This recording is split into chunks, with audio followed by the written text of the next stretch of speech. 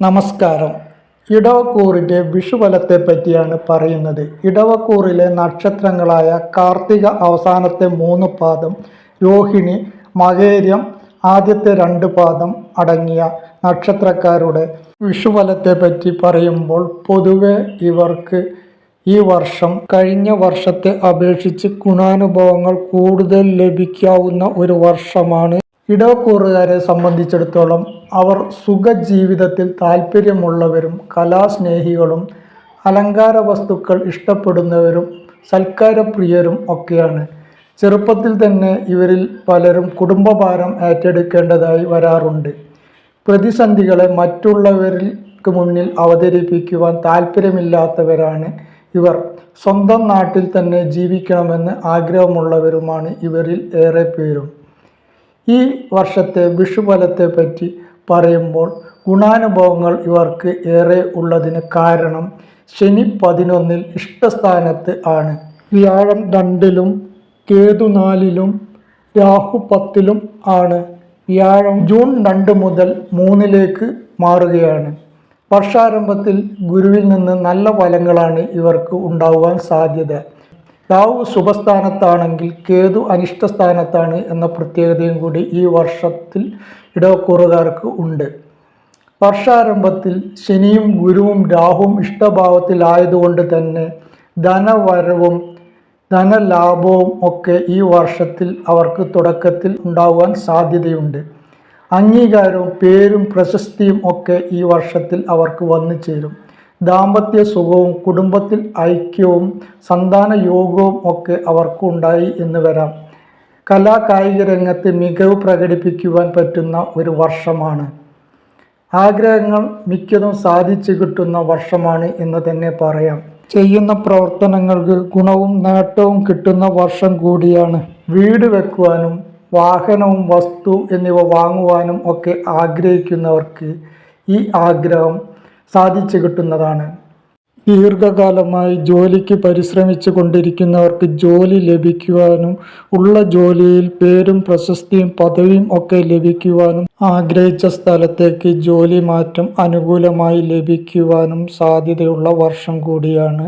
ചെയ്തുകൊണ്ടിരിക്കുന്ന ജോലിയിൽ നിന്ന് ധനവരവ് കൂടുവാനും ലാഭം ലഭിക്കുവാനും ഒക്കെ സാധ്യതയുള്ള വർഷമാണ്. മാത്രമല്ല പുതിയ സംരംഭം തുടങ്ങുവാൻ ആഗ്രഹിക്കുന്നവർക്ക് അത് നടന്നു കിട്ടുന്ന വർഷം കൂടിയാണ്. എന്നാൽ ജൂൺ 2-നുള്ള വ്യാഴമാറ്റത്തോടെ ഇവർക്ക് ഗുണാനുഭവങ്ങൾ അല്പം കുറഞ്ഞേക്കാം. 3-ാം ഭാവമായ കർക്കിടകൻ രാശിയിലേക്കാണ് ഗുരു മാറുന്നത്. വ്യാഴത്തിന് 3-ാം ഭാവം അത്ര ഗുണകരമായ ഭാവമല്ല. 3-ാം ഭാവത്തിൽ വ്യാഴം എത്തുന്നത് പല വിധത്തിലുള്ള പ്രയാസങ്ങൾക്കും ബുദ്ധിമുട്ടുകൾക്കും ഈശ്വരാധീനം കുറഞ്ഞിരിക്കുവാനും ഒക്കെ സാധ്യതയുള്ള സമയമായിട്ടാണ് കണക്കാക്കി വരുന്നത്.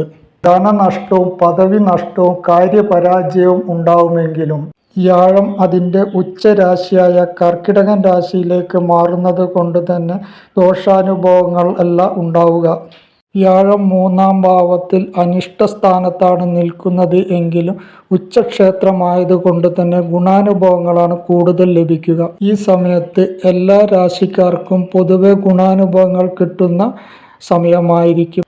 12 വർഷത്തിൽ ഒരു വർഷം വ്യാഴം അതിൻ്റെ ഉച്ചരാശിയായ കർക്കിടകത്തിലേക്ക് പ്രവേശിക്കുമ്പോൾ എല്ലാ രാശിക്കാർക്കും ഗുണാനുഭവങ്ങളാണ് കൂടുതൽ ലഭിച്ചു കൊണ്ടിരിക്കുക. കൂടാതെ മീനത്തിലുള്ള ശനിയിലേക്ക് ഗുരുവിൻ്റെ ദൃഷ്ടി കൂടി ഉള്ളത് കൊണ്ട് തന്നെ ഈ സമയത്ത് ഗുണാനുഭവങ്ങൾ ഏറെ ഉണ്ടാവുന്ന ഒരു വർഷമാണ്. കുടുംബാംഗങ്ങൾ തമ്മിൽ രമ്യതയും ഐക്യവും കൂടുകയും ദീർഘകാലമായി വിവാഹം നടക്കാതെ പോയവർക്ക് വിവാഹം ആലോചിക്കുന്ന യുവാക്കൾക്ക് അത് നടന്നു കിട്ടുകയും ചെയ്യുന്ന ഒരു വർഷം കൂടിയാണ്.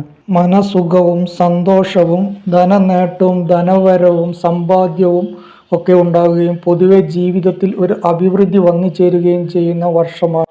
വർഷാരംഭത്തിൽ ശനിയും ഗുരുവും രാഹുവും ഇഷ്ടഭാവത്തിലാണ് നിൽക്കുന്നത് എങ്കിലും കേതു അനിഷ്ടഭാവത്തിലാണ് ഉള്ളത്. അതുകൊണ്ട് തന്നെ വിദ്യാ തടസ്സം ഉണ്ടാകാതെ നോക്കേണ്ടതുണ്ട്. മാതൃക്ലേശം ഉണ്ടാകുവാനും സാധ്യതയുണ്ട്. തീരുമാനങ്ങൾ എടുക്കുമ്പോൾ ആലോചിച്ച് മാത്രമേ തീരുമാനം എടുക്കുവാൻ പാടുള്ളൂ. മാനസിക പിരിമുറുക്കം ഉണ്ടാകുവാനും ടെൻഷൻ കൂടുവാനും മനോവിഷമത്തിനും മനസ്സ് ചഞ്ചലപ്പെട്ടുകൊണ്ടിരിക്കുവാനും സാധ്യത ഉണ്ടായി എന്ന് വരാം. മാനസിക പിരിമുറുക്കം മാറിക്കിട്ടുന്നതിനും സന്തോഷവും സമാധാനവും കിട്ടുന്നതിനും വേണ്ടി മെഡിറ്റേഷൻ, യോഗ എന്നിവ ശീലിക്കുന്നത് നന്നായിരിക്കും. ദോഷാനുഭവങ്ങൾ മാറിക്കിട്ടുന്നതിനും ദോഷാവസ്ഥയിൽ നിന്ന് ഇവർക്കൊരു മാറ്റമുണ്ടാകുന്നതിനും ഈശ്വര പ്രാർത്ഥന നടത്തുന്നത് ഗുണകരമായിരിക്കും. ശ്രീകൃഷ്ണ ക്ഷേത്ര ദർശനം നടത്തുകയും വഴിപാട് ചെയ്യുകയും ദുർഗാപ്രീതിക്കായി വഴിപാട് നടത്തുകയും ചെയ്യുന്നത് ഗുണകരമാണ്. ഗണപതി ഭഗവാനെ പ്രാർത്ഥിക്കുന്നതും വിഷ്ണു ക്ഷേത്ര ദർശനം നടത്തുന്നതും പാൽപ്പായസം കഴിപ്പിക്കുന്നതും ഒക്കെ ഇവർക്ക് ദോഷാനുഭവങ്ങൾ കുറഞ്ഞു കിട്ടുന്നതിനും ഗുണാനുഭവങ്ങൾ കൂടുതൽ ലഭിക്കുന്നതിനും ഈ സമയത്ത് ഏറെ പ്രയോജനം ചെയ്യുന്നതാണ്.